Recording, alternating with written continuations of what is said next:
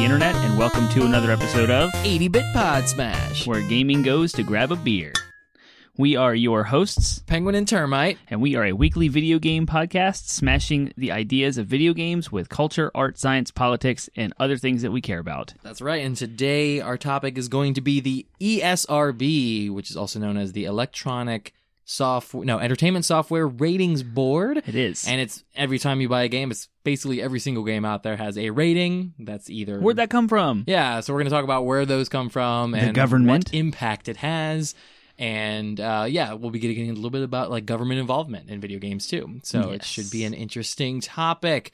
We are drinking today. It is the lovely return of one of my favorite beers of all time from Dogfish Head, Pumpkin Ale. Yeah, we had this like 4 weeks ago or something like that. Yeah. So you guys are on the start of November, so you're kind of on the tail end of fall. Where we are right now is kind of like the heart of it. Yeah, the heart of it. Yeah, it's just starting to feel like fall here in Virginia too. Finally, like it was like 90 degrees, and then a big it wasn't a hurricane, but it was like. Well, it was a hurricane. It was a storm that was, the result of weekend Hurricane before it hit Michael. us. Yeah. And then it just came in, and then it was like, ooh, it's like 60 degrees now, high of 60, and low in the 40s. Yeah. So I'm like, this is the perfect fall weather. I'm finally I am sick of summer. I'm so enjoying this. So, Me too. So this beer is like perfect for running outside is a dream. Yeah. So by the time you guys are listening to this, we'll probably be switching over like gears into more like stout, thicker, darker beers for the winter. Mm-hmm. But right now we're on the kind of like light and fall flavored motif for our beers. Yeah. This episode will launch November 5th, which will be marathon week for me. Whoa, so no beer for you. Right. Not the day that this actually goes live, as I'm drinking right now, which is not. What if we record that day? What will you drink? I don't know. I don't know. We'll have to find out. Well, we'll just have to wait and see. Yeah. Maybe I'll have a sip of yours. And then, I'll just is that kind of one of those Buddhist questions to help you find enlightenment? What is the sound of one beer tinking? Ooh, and does it really tink if it's by itself? if a beer tinks in the forest and no one's around to hear it, does it actually make a tink? Yeah, so you guys can answer all of those philosophical questions as much as you want. And it's going to happen at the beginning of the episode. Now, where can they find us to answer those philosophical questions? 80bitpodsmash.com is our landing website where you can find links to Google Play and iTunes. Please go to iTunes and give us a review. Go to Facebook, Reddit, Twitter, Instagram. We're all those platforms. We are at 80bitpodsmash. No hyphens or uppercases or funny business. Mm-hmm. Please go there, talk with us, interact with us, give us questions. You can give your suggestions, respond to us. Please share us on your wall with your friends. Yeah, and we work really hard to come up with interesting topics to talk about every week. But we have always been wanting our audience to give us feedback as to what kind of things you want us to talk about. So, those things that he just said, Twitter, Facebook, Instagram, Reddit, Gmail. We have an email. If you want to just privately message us, 80bitpodsmash@gmail.com. We will totally give you credit if you want it. And we just want your help coming up with things to talk about because we think that it would be fun to have some kind of user-generated episodes, if that makes sense. Yeah. Or listener-generated. Smashers specials. Podsmashers fed topics. Yeah, yes. Yeah. That's what we need. Smash feed. Ooh, Smash feed. That's pretty good. Yeah. So, you never know when that self-plug, the ghost plugs are going to pop up in these episodes now. You never know. Mm-hmm. Yep. So what's going on? So apparently there's a Mega Man movie announced. What? A live-action Mega Man movie. What? And if they did an animated Mega Man movie, that would be awesome in and of itself. But it says live action. And of course there's no trailers or anything yet, but apparently it's been it's going to happen. Oh announced. My gosh. Quick mini DLC. Actor to play Mega Man. Go. I don't know his name. I'm kind of even though it's kind of annoying because he's in every movie, I'm kind of I wouldn't mind seeing The Rock as Mega Man. Oh, that would be hilarious, but that's not Mega Man. No, I know. You need a awesome. little dude. It would be sweet if it did Kevin Hart. Speaking of The Rock, because every time it'd be awesome. Get a black Mega Man up in there. Yeah, that'd be sweet. Yeah, maybe the kid from Sixth Sense. What's his name? Haley Joel Osment. Who's not a kid anymore. I know. The Sixth Sense was 15 years ago. I know. So he's like a 20-year-old dude. Yeah. Okay. Ooh, Macaulay Culkin. Face palm. Oh, I have no idea who should play Mega Man. Maybe like the kid from Stranger Things, Finn Wolfhard or whatever. Oh, yeah, any of them. Yeah, any of those kids. Yeah. Yep, Mhm. they'd be great Yeah, Mega Men. like by the time the movie comes out, they'll be like mid-teenagers or something like that, you know? So like shooting, it wouldn't be like so young that you're like, oh, Mega Man's, that's too young for Mega Man, but like they wouldn't be so old that you're also like, that's too old for Mega Man. So I'm going to be curious how they capture the essence of the game in a movie form. And we've talked about that being the biggest challenge, one of the biggest challenges is because it's like a super difficult platformer. Right, and do you stick to the aesthetic of like, you know, the like very cartoony, like colorful Mega Man, or do they try to like darken it up and make it, you know, like a Transformers movie where there's like a shade of gray over everything? Like even when it's colorful, you're like, oh, but there's colors are so muted. Like, are they going to try to make it? No, they got to make them colors pop. Yeah, well, that's what I'm saying. It's like, and I'm hoping it looks more like a Marvel movie than like a Michael Bay movie or something like that. Yeah, probably. So that's what I'm hoping for. Did you also know that there's a Monster Hunter movie coming? No. Yeah, that'll also be interesting. Strange. Yeah. You know what's interesting about both of those franchises? Capcom is behind them. You know what else? Movie franchise is owned by Capcom is crazy movies, long term, forever. There's like 7 of them. Resident Evil, yeah. What is with Capcom? Capcom's sort of leading the way and at least trying to make movies of their properties. That's interesting. Yeah. Yeah. And there's still that whole like Uncharted movie rumor thing flying around. Right. Not just the fan-made awesome one, but an actual right. like Uncharted movie, which is Naughty Dog. But still, I thought it was interesting. There's all these Capcom movies coming out of nowhere. Yeah. Like, what's going on? And why what was Capcom? Rampage? I don't remember. What's the developer? Data of, like, East, old maybe? School Rampage. I don't know. I guess it's 100%. way arcade back in the day. So okay, well, really, I just want to know if it was a Capcom game to match the. Okay, all right, it doesn't match the pattern. Cool. Nope. Anything else going on? Not that I know. In life. Like I said, I'm running a marathon in a few days, so that's happening. In a few days from when this episode airs. Oh, okay. Yeah, I was gonna say. I thought you Richmond. said it wasn't. Our audience is really in a couple days. Yeah, cool. Yeah, so that's kind of what's going on. Lots of training for that has been happening since July. Feel pretty good about it. We'll see what happens. Sweet. Yeah. I'm trying to think if there's any other gaming news that was kind of big. PlayStation Network is allowing you to change your PS IDs finally. They announced that that's going to happen. Did you hear about the thing where people are sending messages and it's crashing? Yeah. And they're breaking your systems. Yeah, so I immediately read that, and immediately, fortunately, I had the day off, so I was literally sitting next to my PlayStation.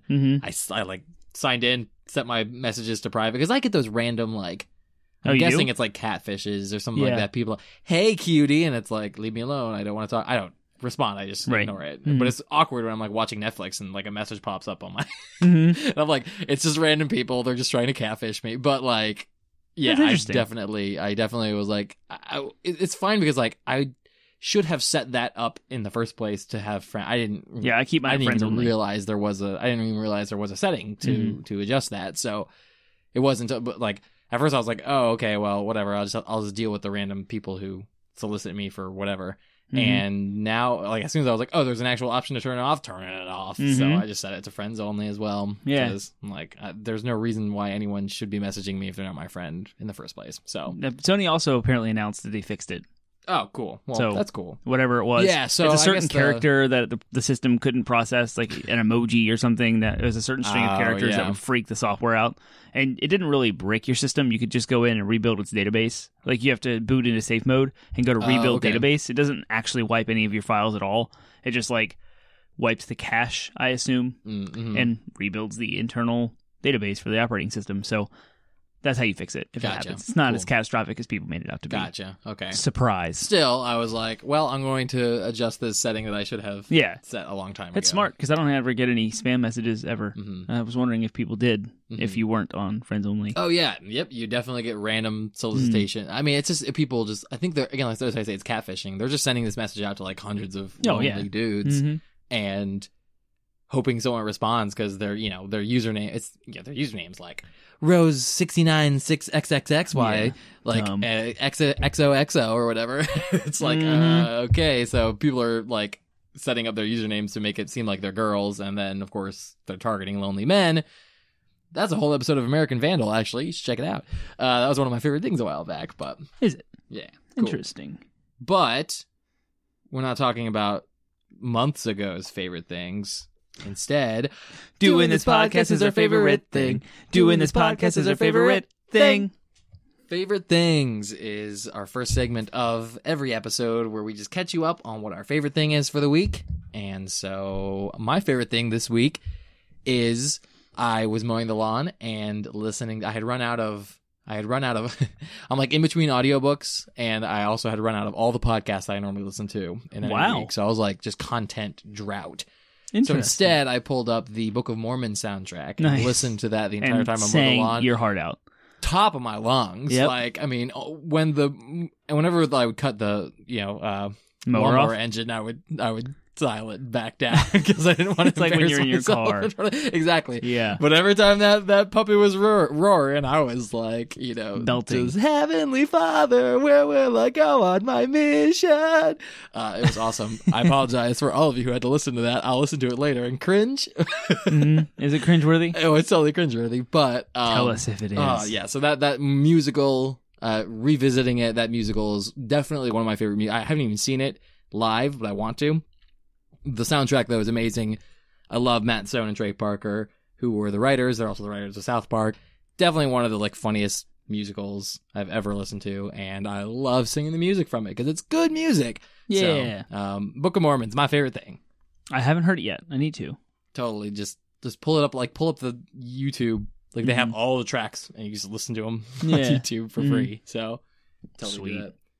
My favorite thing right now is Luigi's Mansion. The remake came out for the 3DS, and it's awesome. I pre-ordered it back when Amazon allowed you to get 20% off games when it was announced, back in April. Yeah. I pre-ordered it right away as soon as it was announced, and it came in, and now I have, my son asking me, can I play Luigi's Mansion? It's so cute. That's awesome. And Luigi, you can press the button to make him run around and scream Mario's name, because he's looking for, so he goes, Mario! And now my son's doing that, too. Oh, nice. So it's really cute, and it's perfect fall, Halloween, scary mansion, sucking up ghosts. Mm-hmm. It's really fun. Mm-hmm. So I love it all over again. The game's awesome. I really want to play it. Never played it before, and I want to. It's so good. Mm-hmm. You never played the first one?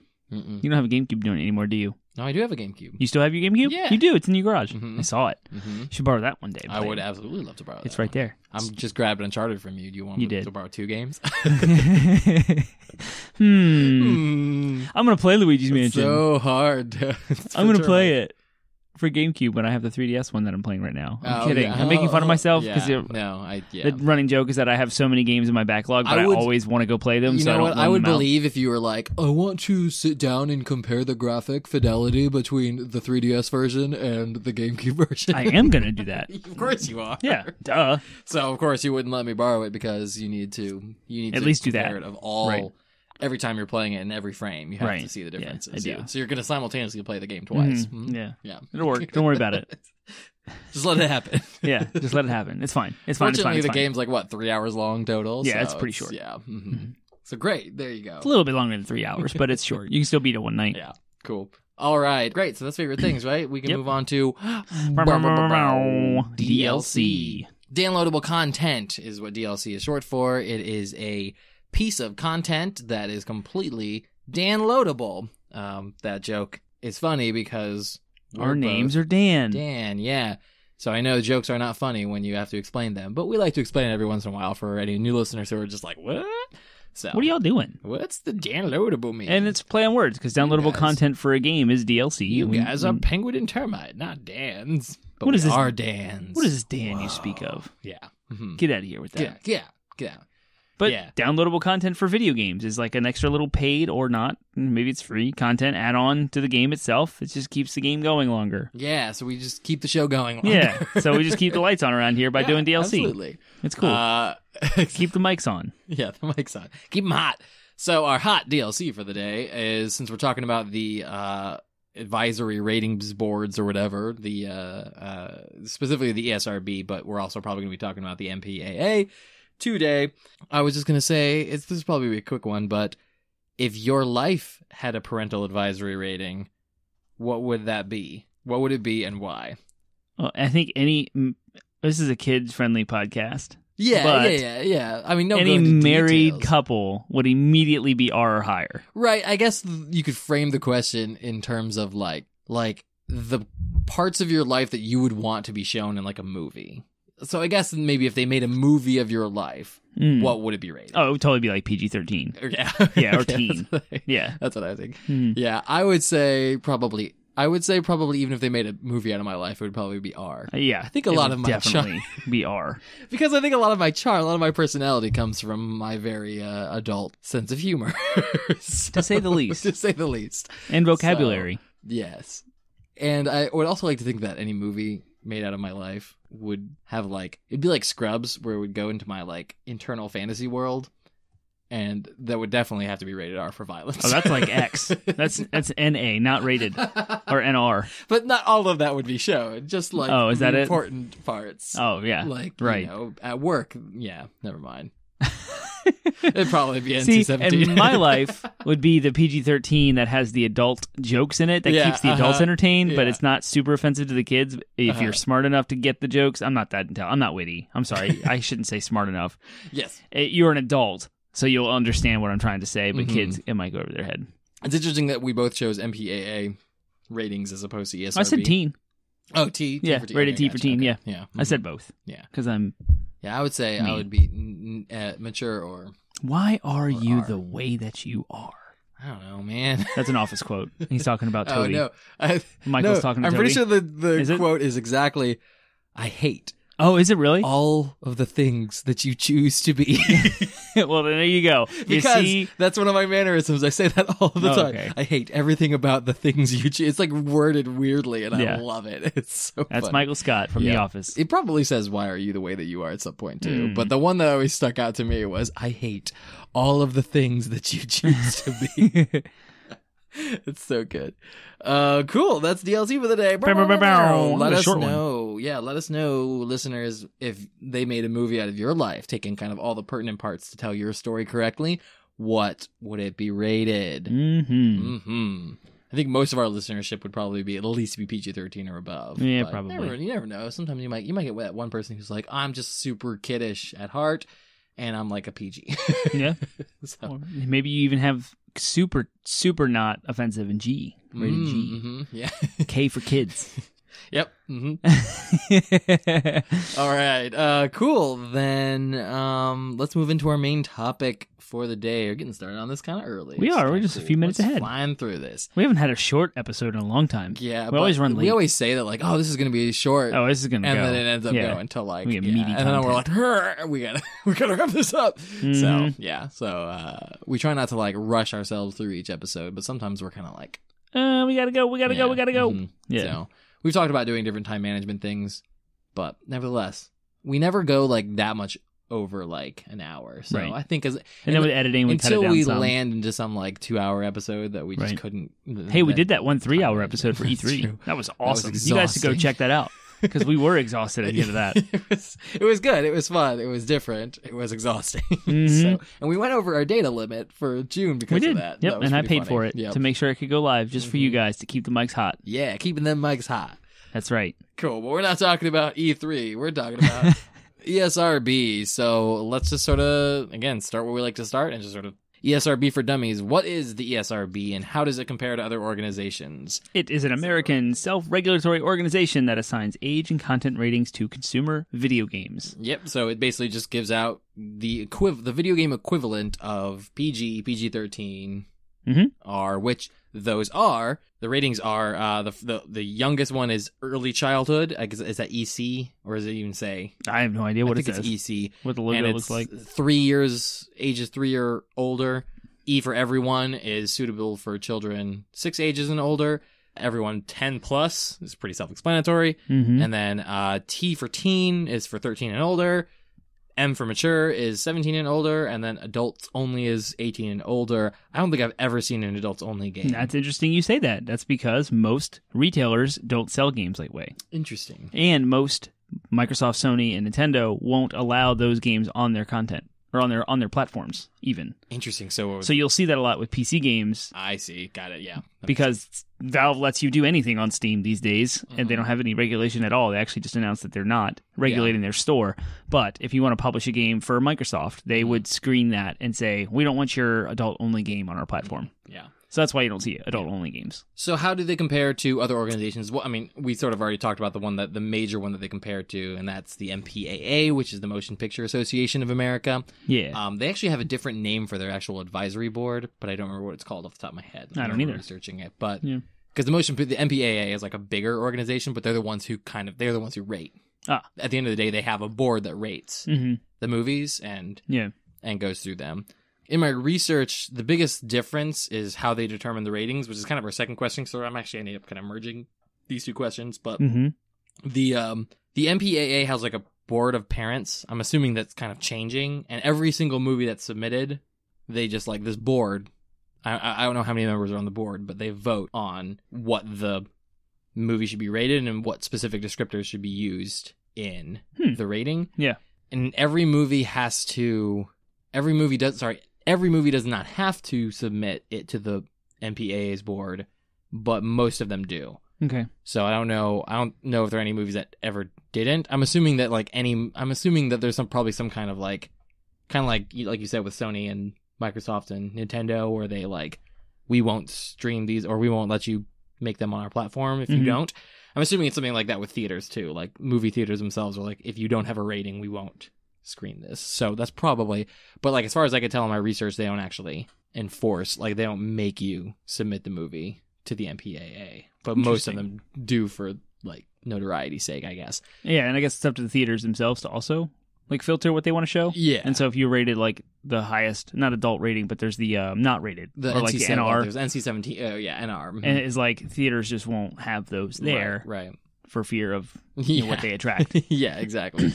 The difference between that and the ESRB is the ESRB actually determines their ratings. They have a group of 3 people specifically trained, like they're trained to rate it, and they are various ages and backgrounds. They can't have ties to the computer or video game industry, so you can't like have someone from Santa Monica or Insomniac or even like Sony, Nintendo, Microsoft. Like they cannot have ties to the video game industry. I don't know what those, like how detailed those ties.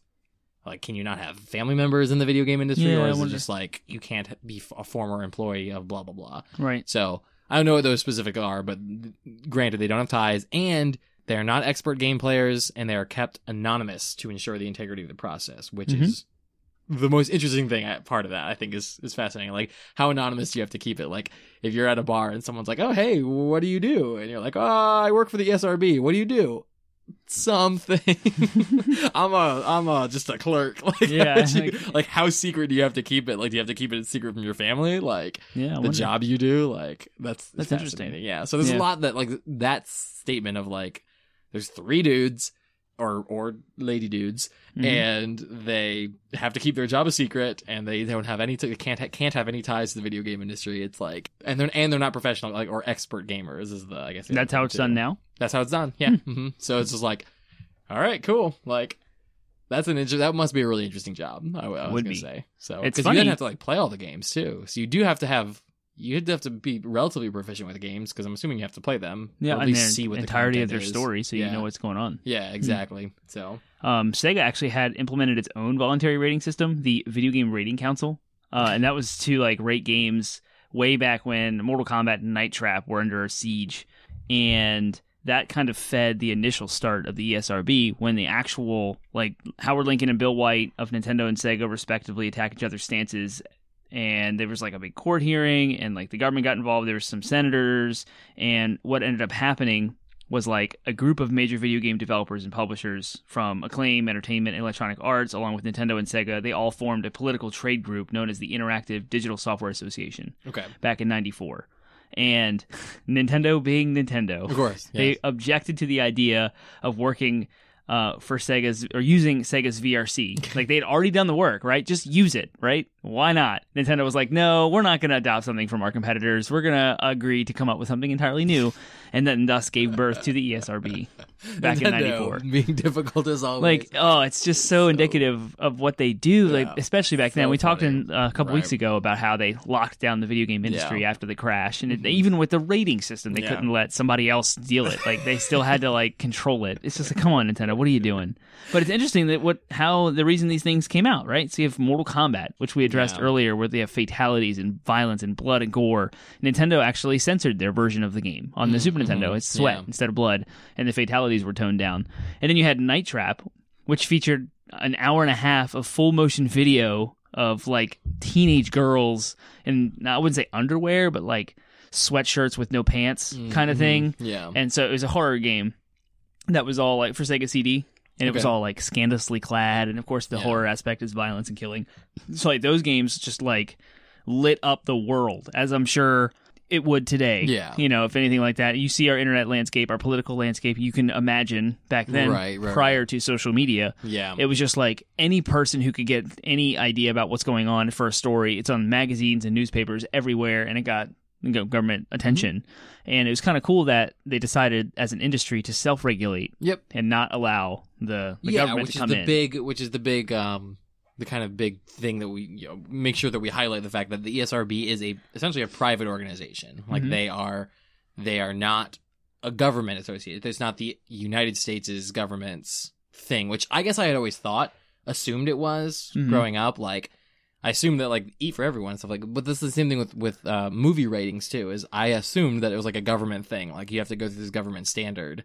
But the MPAA is also a private industry, like it's an industry, like the self-regulating industry thing. So it's just interesting that like that was the biggest thing that like I learned, as I got older and especially starting to research this, is that in both cases it's not a government-run thing. It's totally.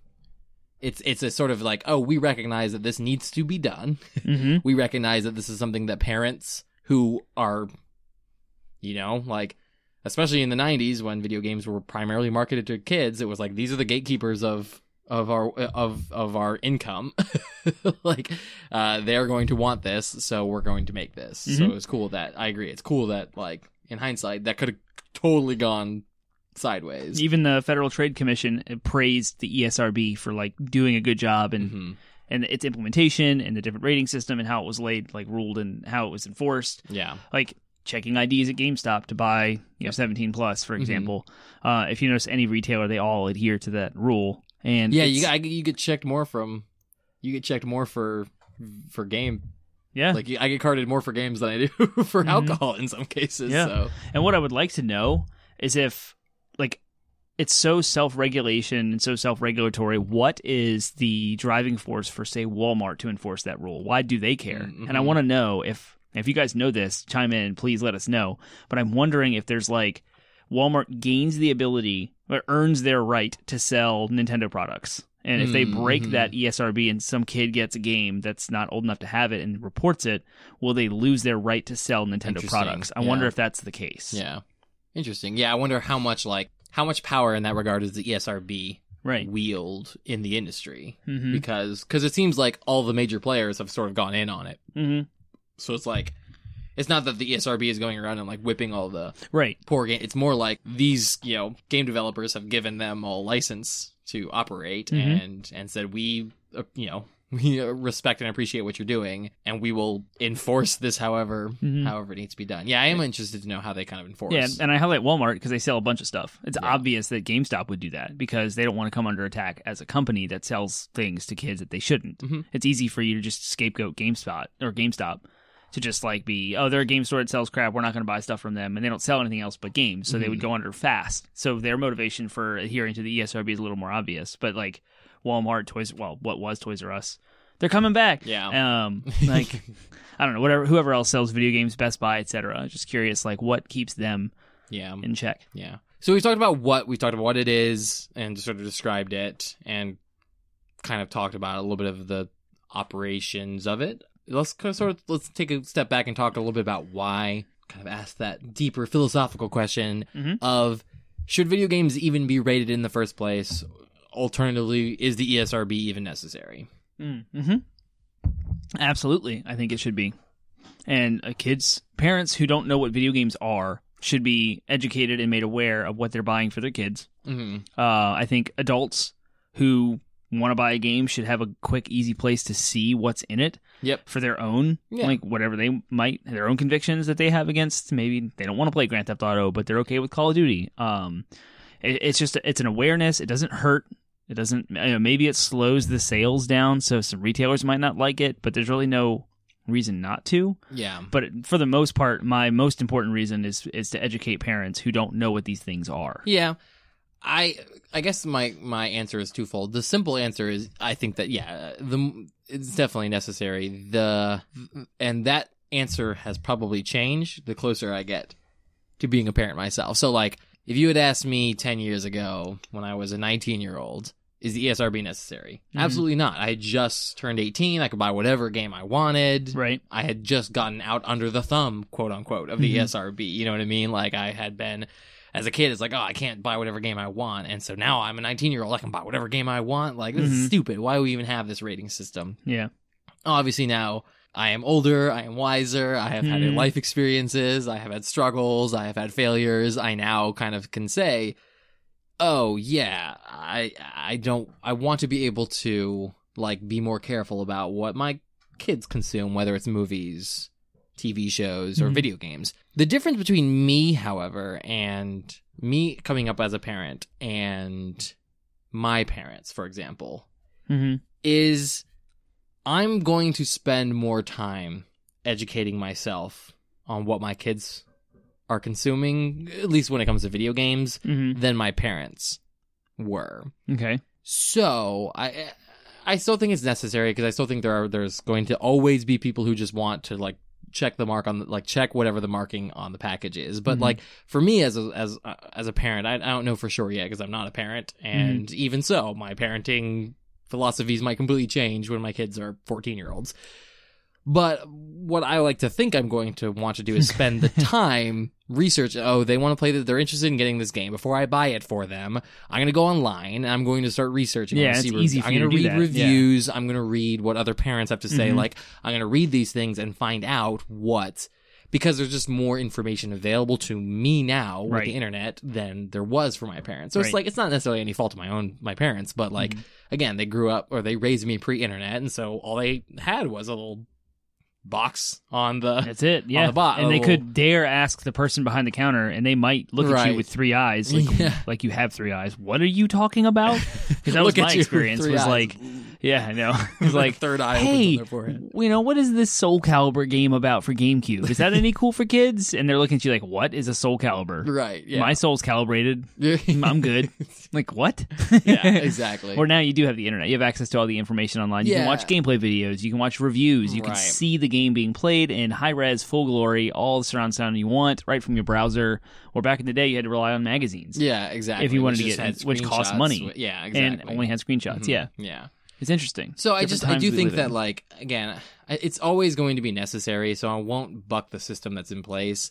But at the same time, I think that the system is not, it's only like a first step. Right. And I think any parent that really cares about this stuff, which I think what's good is that our generation that grew up on video games are now entering parenthood and are like, oh, we know what the pitfalls of this hobby are. Yep. We know what the problems that can be encountered are. Like, I think we're going, and then we also grew up in the age of information, so like now we will be able to, like, I think that the millennial parents or whatever I guess our generation are millennials, so millennial parents are going to treat the gaming hobby and the research, I think there's going to be more research that goes into it.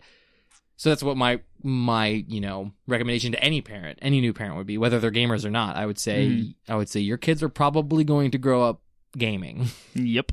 More than likely, if it's not just cell phone games. Exactly. Like something. Exactly. It's going to be cell phone. You're probably going to hand your kid a tablet, to keep them entertained at some point. Right. You know what I mean? Like, so you're going to be exposing them to gaming in some rudimentary form or another very early on. You need to do research as they get older and start to say, hey, I want this game. Like, don't just rely on the box that says, oh, it's E for everyone. Like, they can play that. Like, check it out and just sort of see if it jives with what you as a parent, because every parent's different. Some parents are going to be more cavalier. Actually, even within a married couple, I will probably be more cavalier with what I show my kids than what my wife might want me to. You know what I mean? Like, I think I'll probably expose my kids to scary movies earlier. Like, and things like that. You know what I mean? Because I'm a dad. You know what I mean? And I'm also... And you're you. And I'm me, yeah. My kid will learn his first cuss word from you. It's very true. Yeah, that's the thing. Even between the two of us, is like we have probably very different approaches to the way we're going to parent. And that's okay. Like, there's nothing wrong with that. Right. So, like, It's just about what you have decided for your kid and what you have decided for your family. So again, but that just means that like you need to do more work. And that's kind of an exoneration for myself too, entering parenthood. Like I'm going to need to do more work than I currently do when I buy games. Because literally when I buy games now, it's like, how much will I get enjoyment out of this? And I don't care what the content is as long as I think I'm going to have fun with it. When I purchase a game, it's like, is it going to be fun? Is it going to be like, is it going to be fun? Is it going to be like lame? Is it, you know what I mean? Like, yeah, we'll be the parents that are like, don't buy that stupid game. Right. And that's a dumb developer. It doesn't make any sense. It's a crap game. It's not programmed well and has a horrible story. You're not, no. Right. Yeah. And I'll continue to buy games like that for myself. But when it comes to buying games for my kids, right. Like, or more importantly, when I let my kids play certain games, like, okay, like Ocarina of Time, to me, I'm like, it's a classic. It's amazing. But I imagine that as a parent, there's all these like movies that you watched and you're like, I can't wait to show this to my kid. And then you show it to your kid when they're like 4 and then you're watching it and you're like, oh crap, I probably shouldn't have, should have waited. This guy runs around with a sword and slashes people and blood sprays out. This is Zelda? What? No, my kid's not watching this. Are you kidding me? Exactly, yeah. Or like more with Zelda specifically, it's like, oh, that character is dressed in a way that's probably not something I want my kid to see right now at this age. Yeah, so it's just like, so it's definitely going to be interesting to see how that shapes out. E for everyone. It is E for everyone. Didn't even need to see it to to know that's funny. But yeah, it's nice to have the little first. It is just a first check. It's so easy for you to circumvent the system. Yeah. Like it's just like tobacco or alcohol. It's like just find someone who's going to buy it for you. Yep. It's super easy to, if you really, really, really want to get it, you can. Yeah, your kid's probably going to buy my kids games that they shouldn't. We'll see what happens. Probably. Hopefully not. If anyway, it'd be the other way around. But then. That doesn't make sense because your kid's younger. My kid's younger, yep. It's like, if your kid really wants to do it, they will. But it's a nice first stop that's just like a check. It's like, here's your ID. This game, it matters. Yeah. And it's cool the retailers all buy into it. But if you break the law, it's not really a law. Right, so exactly. And that's the difference between tobacco and... Yeah, so let's move on to then our next question then. Should a private organization such as the ESRB be in charge of video game ratings, or should the government be involved?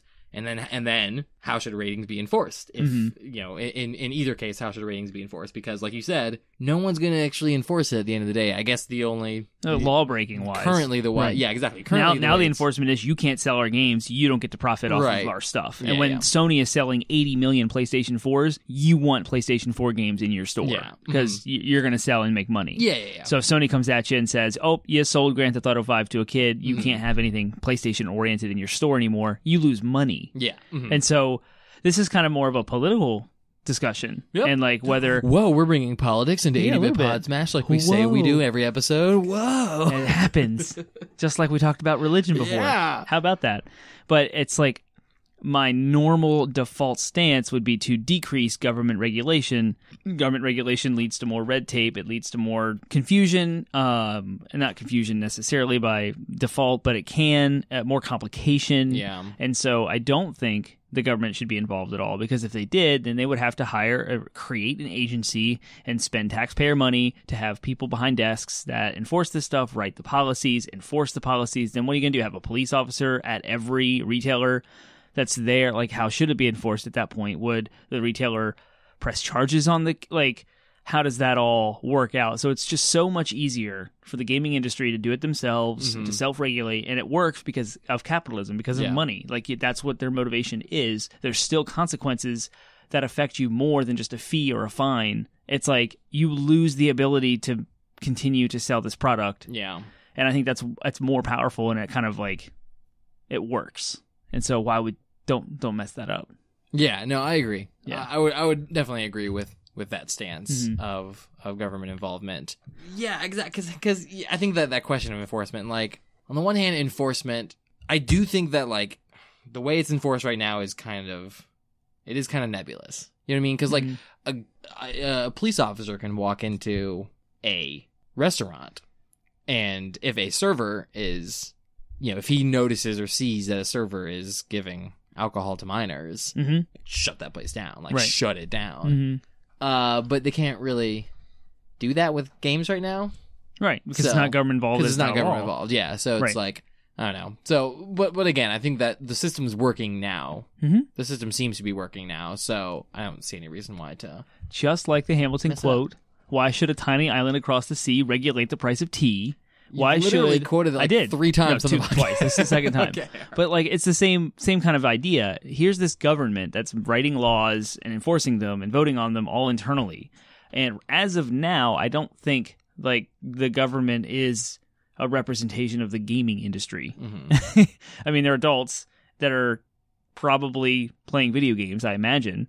But do we really want an outsider trying to make decisions on what is best for an industry they might not know as much of? Yeah, I guess the only, and this kind of gets into our next question, so we're kind of merging questions again. So our next question is, what are the drawbacks and arguments against government involvement? But I'm actually going to do the opposite and sort of talk about the one thing that kind of, and again, I tend to lean on the side of the right with these kinds of things, so I'm saying this sort of as a devil's advocate statement.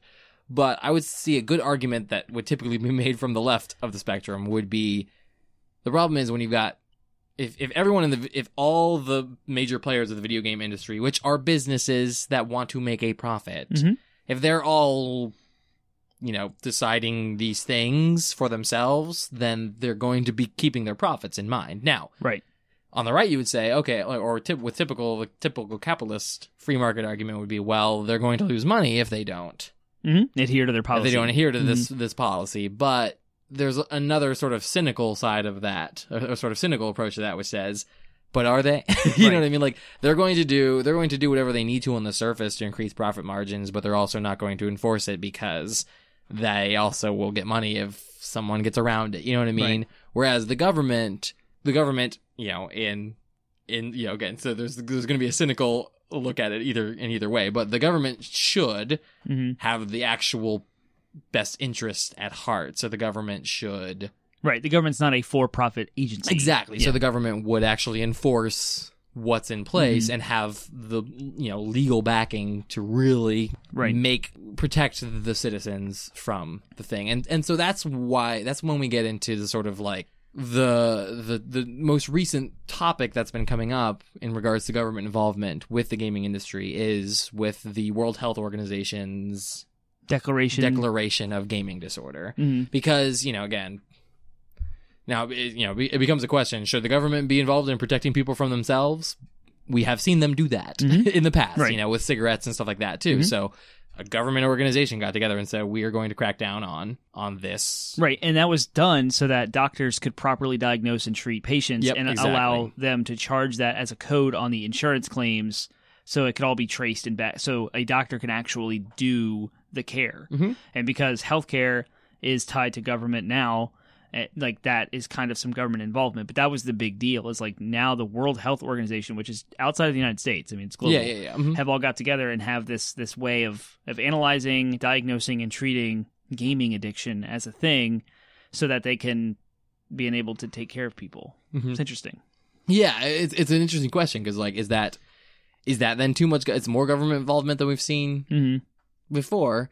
And the other big topic that's happened in the last year has been forcing, the with the whole loot box controversy with Battlefront. It made international news, and actually Poland actually took action on it and began Belgium. Yeah, they changed their laws to include, like, you have to. So that is a government. It's not our government, but it is a government that has said you now have to. Yeah, Overwatch over there has no loot boxes. Exactly. Yeah. So it's crazy. So it has interfered, and so like, and I think there was a senator from Hawaii during that whole thing that like came forward and said, we're going to now, we're going to basically the question is, should we be forcing these rating boards to make loot box systems that involve real world money with a chance of randomness?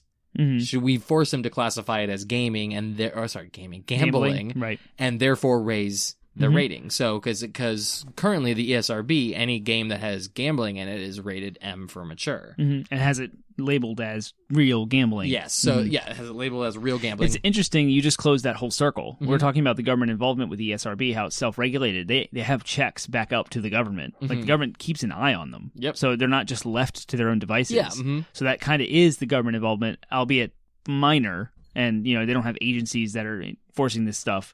But there is, like, someone from Hawaii is now asking questions. Hey, we should put this as gambling on our games. Right. And yeah, the question is, does the ESRB then say, okay, yeah, we're going to take that feedback and make a decision, or is it going to be something that the government has to say, you know what?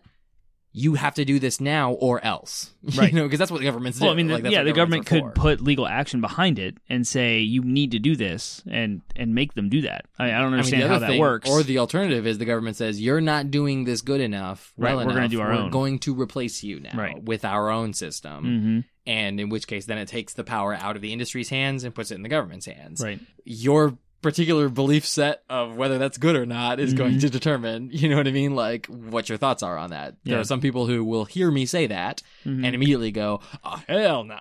You know what I mean? There are some people who are going to hear that and be like, yeah, that makes sense, you know, because, you know, it's all about what you trust. Like, and I'm finding you either trust corporations or you trust the government, you know, in what some I mean? regards, yeah. Yeah, it's what it ends up and that's why I think the ESRB is such a fascinating example, because in my mind, the ESRB is a private organization that's doing it right. Mm-hmm. I don't even know how they like pay their employees. Like when they submit a game to be reviewed, do they have to like pay I have no idea. Because that was like a question that came up. I'm assuming they're a nonprofit organization, but that's an assumption. I have no idea what. Yeah, maybe there's full-time 9-to-5ers that also do this on the side because they care. 3 dudes who rate that's like a full-time job. They have to play all these games and get paid for it, which sounds like an amazing job. Right. But nevertheless, like they have to play these games. They have to play the games. It's a full-time job to rate every single game that comes through the pipeline. Like that's incredible. And there are people. I just imagine that it's probably not a huge organization, but it's an organization and it's like got a huge impact. So I'm assuming they pay full-time employees. How do they make their money? Like, it's a really interesting question. They don't have to play the games. To obtain a rating for a game, a publisher submits a detailed questionnaire and a DVD containing footage of the most graphic and extreme content found in the game to the ESRB. That's so shady. Including content related to the game's context, storyline, and reward system, unlockable and otherwise hidden content, and other elements that may affect its rating. They may also provide printed copies of the game's script and lyrics from songs in the game. The footage is reviewed by a team of at least 3 raters who discuss what the most appropriate and helpful rating for the game would be based on the footage and details provided. Raters represent various demographics, including parents, along with casual and quote hardcore gamers. Oh, I see. So it's you're not a paid rater. You're each game they select a different group of raters, and those are kept anonymous for that game. Right. That makes a lot more sense. And when I first read it, I was like, oh my gosh, these 3 dudes have to keep their job a secret. Right. But no, it's like 3 people for a different. And the worst thing I can imagine that could happen is you submit content trying to hide your content. That's what I'm saying. And then it actually hits the streets. Yeah. And there's stuff in it that's not on the box. That wasn't included. That's the worst thing that could happen to you as a game maker.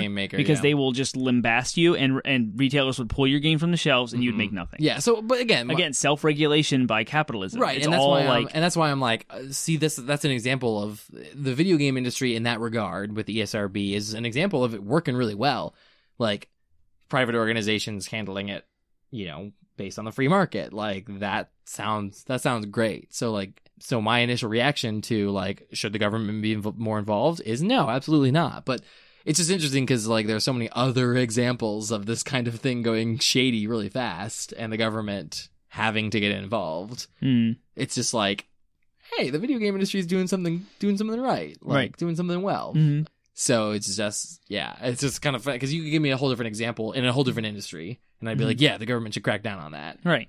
But like the ESRB is doing it well. So maybe it's just like, and again, maybe it has to do with the fact that like there's enough competition, there's enough big major players in the video game industry. It's not like there's monopolies that are going into place. There's not people getting paid off. Right. There's not a bunch of shady back alley deals because, and there's enough accountability because there's like, parents are going to like the internet's just a huge thing. Oh yeah, you would get caught exactly. Yeah, there's no way you get away with it. Yeah, so I think that the industry is just in a position where there's enough like checks and balances in place to keep the whole system afloat, whereas other industries might not quite have that. Right, and therefore enables some sort of shady stuff to go on in the background. Yeah, and it's just video games. It's entertainment content. It's not like your safety is at harm, like bodily harm. It's like with vehicles or with alcohol and tobacco. It's not like your health can be at risk, but it's not inherently tied to the video game. That's more of the person's self-responsibility,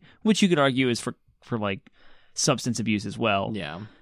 But I don't know. It's just like it seems to not merit that much regulation. Yeah, which is so interesting, though. It is, but it's funny because you say just video games, just entertainment, but at the same time, like, it's because it's entertainment that we're able to so fine-tooth comb it. If that makes sense? Maybe, like, well, because, like, I think that in our culture, people pay far more close attention to their entertainment than they do any other product they buy. Mm-hmm. Anything else you spend money on.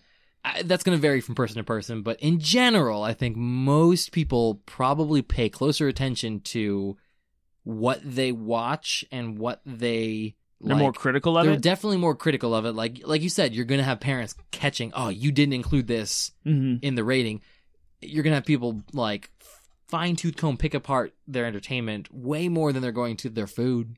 Again, that's going to vary from person to person. Right. You have some people who are super, like, rigid about what they put in their body, but I think the average person is going to be more likely to go into a Twitter rant about their entertainment than they are about food or politics. But yeah. So I think that's interesting. So I think that's an interesting, like, insight into our culture. But rolling back real quick to, like, the type of content that, you know, people and self-regulating and all that stuff, I wanted to kind of ask as our final question. Is there any kind of content that the ESRB currently doesn't rate for that they should be rating for, that you think? They kind of fixed it with the loot box thing. I think that should definitely be at least a little call out on the box. Like, hey, these have loot boxes. I think that's being worked on, and now they actually include. And I think that's a big. They definitely include loot boxes because there's a whole section that's like this includes in-game purchases and stuff like that. Mm-hmm.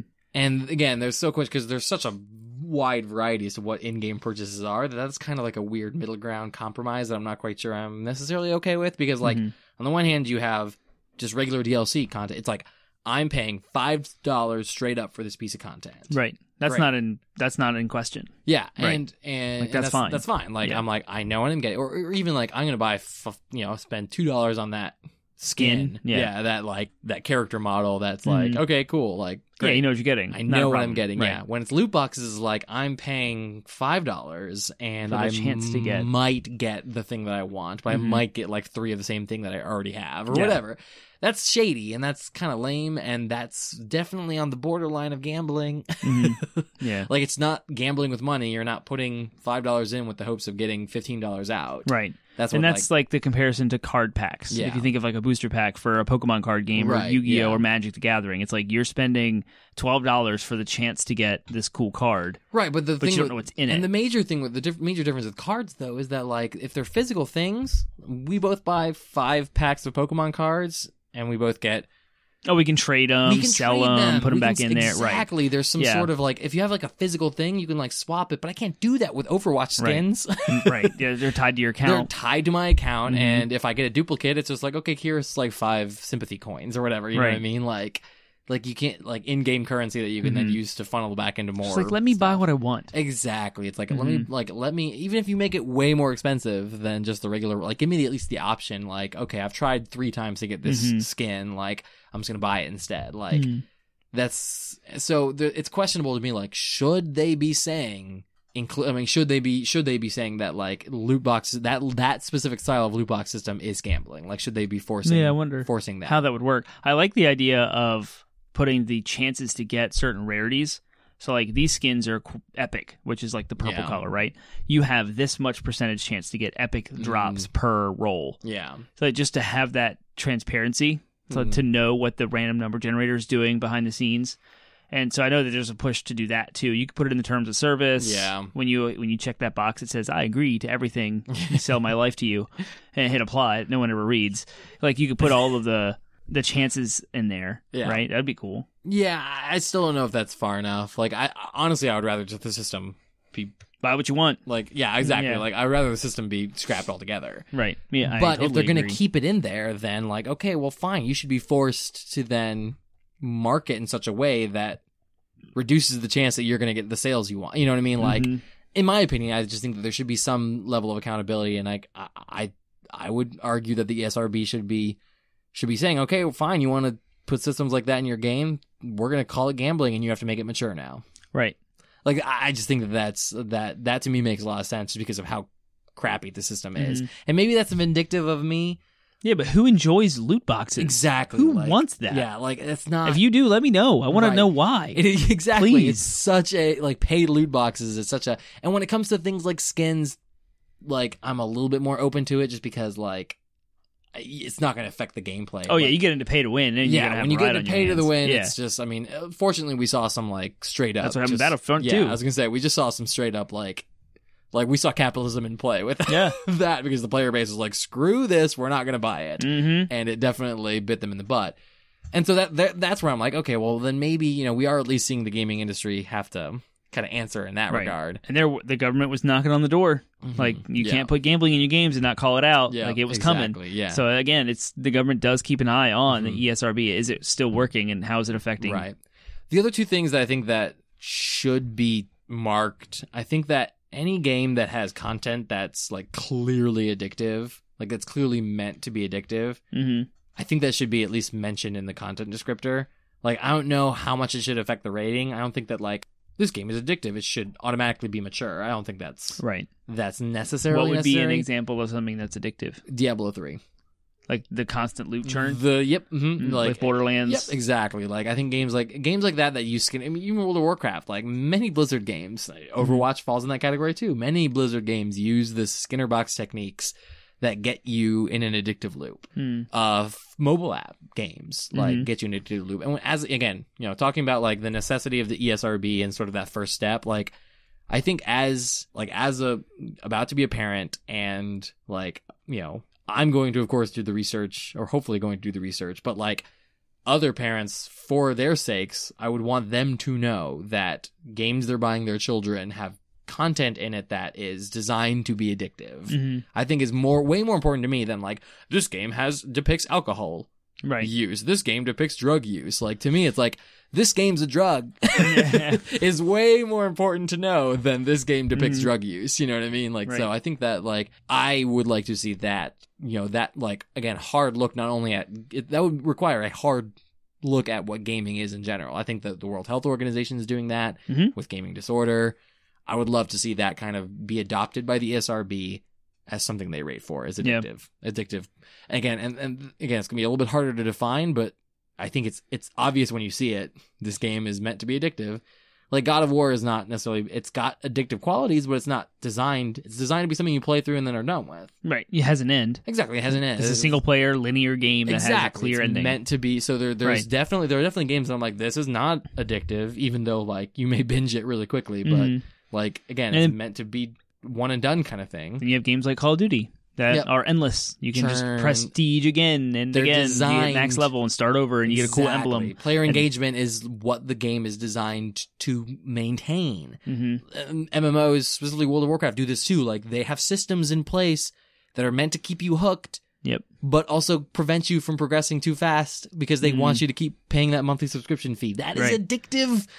That is encouraging addictive behavior, and it's wrong and should be like mentioned for people. Like, again, as an adult, I'm able to make that decision myself. But for kids, like, I'm probably not going to let my kids play World of Warcraft until they're like 16 because that game has so many addictive things. And then you're going to probably keep tabs on it. Exactly. I imagine. Like, you can only play 2 hours per night. Yeah, after your homework. I logged into your character and I typed /played and noticed that you played way too much on this character. Let's cut this down a bit. Yeah, there's ways to... Games have done a lot with parental controls. I know like consoles themselves have parental control systems in place. You can go in and change the options to restrict how often your kids play, what kind of content, which is the digital aspect of the ESRB. When a game is marked mature, it's not just printed on the box, it's actually encoded in the game. So you can filter that on a system level to not let any of this system cannot play M-rated games. So that's kind of cool because then it puts a little power into the parents, consumers' hands too, to filter, not just at the retailers. So that's pretty nice too. But yeah, addictive behavior should definitely be called out on the box. I can't think of anything else in a game that's not already kind of handled. Yeah, they kind of have a lot. Again, I think they modeled the ESRB mostly after movies, and so they're mostly like much of the same content, and they grow and adapt just like the movie industry does. Sure. I think the big thing the ESRB I think needs to realize that they have already taken steps to, but I think that again this needs to be solidified. Video games are different than movies. Video games have different pitfalls than movies do. They do. and their interactive nature, a movie can gameplay loops. Like, and there are similarities. Like, you're going to want to mark a horror game similar to a horror movie. Like, this game might scare the crap out of your children, just like a movie will. But this game also might cause your kid to maybe, like, impulsively buy several $1,000s worth of in-game purchases with your credit card that they stole. Like, it's gonna not only going to enable them to do that, but it's going to encourage them to do that. That's like a thing that needs to be, again, that's not something that's currently labeled. It will be. And I think there's probably in a direction. There's definitely a direction to push that. The other thing that I guess is more of a question, I originally marked, like, should they be rating for content that has multiplayer interactions?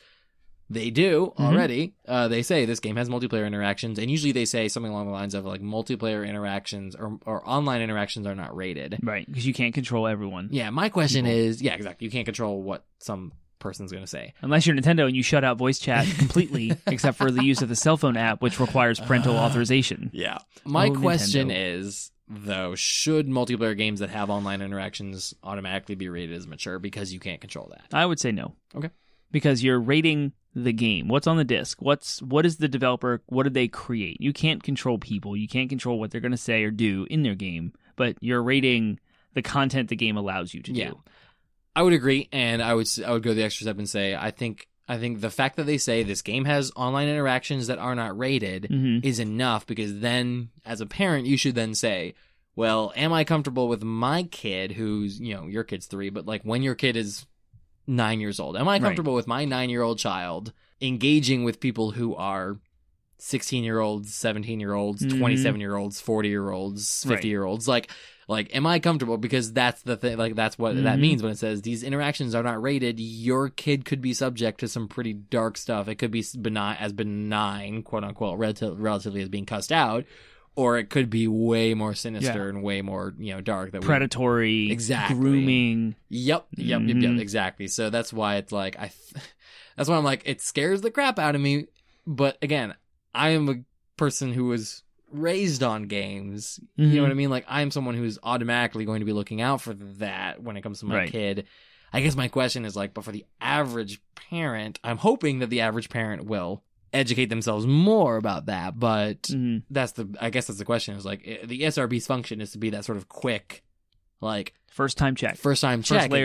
This first layer of defense. It's an eggshell. So it's that shallow. It's that weak. It's just an eggshell. Yeah, it's just exactly. And so what's inside? With that in mind, it's like, okay, like, I guess that's then the question is like, should we make that eggshell a little bit thicker by saying these games have online interactions? We cannot control that, so therefore, again, make it mature. Parental controls on the software level. You can do that with your systems. You can disable online connected stuff. You can not, like, people complain that with PlayStation you have to pay for a PlayStation Plus account to play games online. That's kind of a cool thing for me, because as a parent I can just sign up my kid for the free silver or whatever, the non PlayStation Plus account. He can still look online and see, like, content, like the store, if games are on sale. He can still access Netflix, YouTube, etc., all under my supervision, but he can't play games online. He can still have his friends list. He can still talk with his friends while playing games. He just can't jump in and play with them. Unless he has that account. But I think there's a lot more coming with software controls and all those things that allow you to restrict, filter, and kind of dictate what your kid is doing. So cool. Awesome. Well, I think that's a pretty good conversation for the night. Fellow Pod Smashers, tell us what your thoughts are on all of this. We talked about a lot of different stuff. We brought up a lot of different topics. I would love to hear a pro-government interference with the gaming industry and how to rate and control the content, like filtering. I would love to hear a solid argument of, like, why the government should do this and not the ESRB. Yeah, and specifically, what that would entail is, like, what are we missing? Like, what through, we did a couple days worth of research on this. Like, I'm sure there are people who have looked into this. Like, are there big holes in the ESRB? Is there some shady stuff going on? Because that would be the biggest motivator for me in saying, like, if there's corruption in the ESRB, if there's corruption in the way this is going down, then yes, the government should get involved. But as of right now, from just sort of a layperson's point of view, like, it looks like it's going pretty well. It looks like it's working pretty well. It looks like the bad guys get their comeuppance when they screw up. You don't get your money. You can't play with us. Exactly. So yeah, I would definitely be interested in seeing if there's, hearing from anybody who has any kind of insight as to like, oh no, this is actually really corrupt and really wrong, and therefore the government should be involved. Yeah, that would be interesting. So yeah, Termite, tell them where they can talk to us if they have thoughts or feedback. I'm going to go at it a little differently now. Email us at 80bitpodsmash@gmail.com. Yeah, we want to see that inbox start to light up. Yes. Go to our subreddit and create your own topic and discuss this. We'll probably need to seed this topic because I want it. So look for our ESRB on Reddit, on our subreddit page, 80bitpodsmash. Tweet at us on Twitter, go to Facebook, find us there, share us with your friends. We're on Google Play, iTunes, Spotify, Stitcher, all of the podcast services. Please go on there, give us as many ratings as you can, and share us with all your friends. That helps us keep the mics live. Cool. Keep the mics on. That's the takeaway from the from the episode, because we said it like help 5 us keep times. going. Keep the mics hot. Yep. Yes. Cool. All right, y'all. Well, until next week, have a good week. See you next week.